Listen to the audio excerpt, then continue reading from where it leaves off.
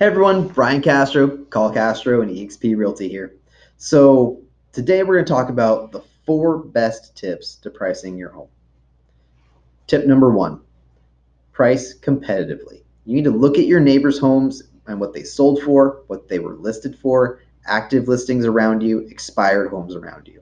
Do a lot of homework and figure out what price range they all sold in and figure out where you think you belong in that price range.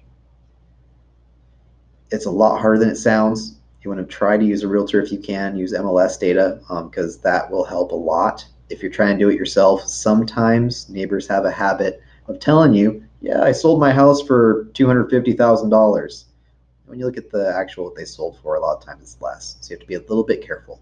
But do your homework and price your home competitively with the neighbors. Tip number 2, price your home strategically. You want to put it within the price categories. Okay, people when they're looking for homes are going to look for a home between say 200,000 and 225 or 200,000 and 250,000. Okay, so when you're pricing your home, you want to try to be within as many of those categories, those different search categories, as you can. So say you want to get $200,000 for your home, don't list it for 190, list it for 200 because you're going to get people that are looking from 200 to 225 and you're going to get people looking from 175 to 200. Pricing within those categories are really, really important. The most specific categories that you really want to look at are within 50,000 bucks, within 25,000 bucks is important too. Not a lot of people are looking within $5,000 or $10,000, right? So those $25,000 and those $50,000 increments are the good ones. Those are the money. Uh, on the same token, if you can, don't use century pricing. Now, don't use this to break the other rule. Okay, century pricing means pricing things with zeros, right? So, for example, if your home is listed at $210,000, maybe listed at $209,999, right? 95, whatever.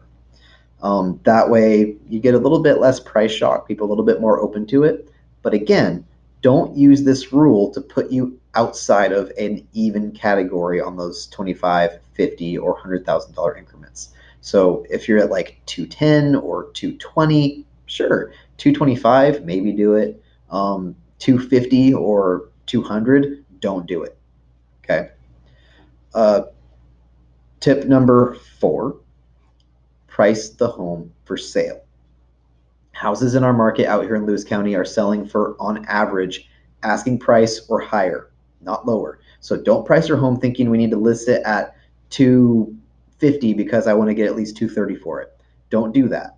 List it 230 and it'll most likely sell for somewhere between 230 and 240, usually on average.